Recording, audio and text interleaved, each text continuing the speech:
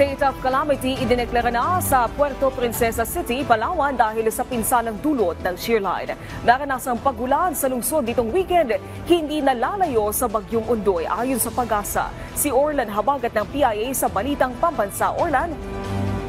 Dahil sa pinsala ng malawakang pagbaha dulot ng pag-uulan itong weekend dala ng shearline, nagdeklara na ng state of calamity ang City of Puerto Princesa sa Palawan kahapon. Ito ay matapos aprobahan ng Sangguniang Panlungsod ang kahilingan ng City Disaster Risk Reduction and Management Council na isailalim ang syudad sa state of calamity. Dahil dito, magagamit na ng pamahalaang lungsod ang aabot sa 86 million na Quick Response Fund ng syudad para bigyan ng tulong at ayuda ang mga nabahaang residente. Batay sa pinakahuling ulat ng CDRRMO, aabot na sa 3,086 na pamilya ang apektado sa 10 barangay na nabahaan sa buong syudad. Samantala, sa bayan ng Aborlan at Nara na naapektuhan din ng pagbaha, aabot na sa 472 family food packs ang ipinamahagi ng DSWD Mimaropa sa mga apektadong pamilya. Ayon sa Pag-asa, ang pag-uulan nitong weekend sa syudad ay hindi nalalayo sa bagyong Ondoy. Ito ay isa ring record-breaking na buhos ng ulan matapos ang halos 50 taon mula na maitayo ang Pag-asa Station sa syudad noong 1948.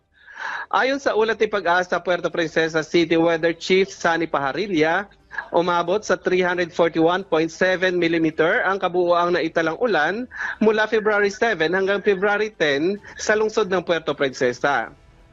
Pinakamarami dito ang naitalang ulan noong February 9 na 150 mm na rainfall accumulation sa loob lamang ng 3 oras. Sabi ni Pajarilla, para sa kaalaman ng publiko, ang normal na dami ng pag-ulan sa Puerto Princesa City para sa buwan ng Pebrero ay 30.7 mm lamang. Ang naitalang extreme rainfall para sa parehong buwan ay 140.8 mm na naitala noong February 16, 2012. Ang pinakamataas na record ng pag-ulan na naitala ay 269.3 mm noong December 29, 1975.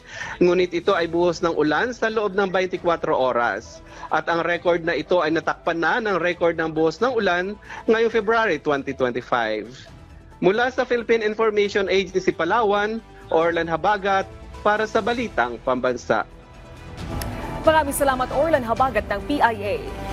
Samantala, napigilan ng Philippine Coast Guard na makalapit sa karagatan ng Zambales ng barko ng China. Tinukoy ng PCG ang Chinese Coast Guard Vessel 3304. Ayon sa PCG, kahit maliit lang ang BRP Cabra kumpara sa barko ng China, napanatili nito ang distansyang 78 hanggang 85 nautical miles sa pagitan ng Chinese vessel.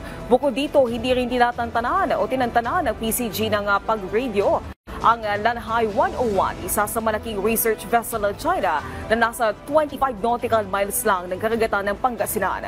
Sa radio challenge, binigyan diin ng PCG na nasa exclusive economic zone sila ng Pilipinas at lumabag sila sa UNCLOS at 2016 Arbitral Award.